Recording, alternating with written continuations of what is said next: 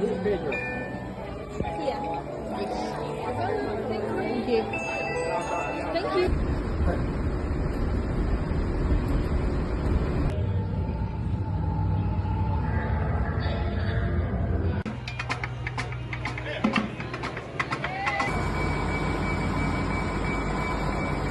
We're flying to Disney Hollywood Studios.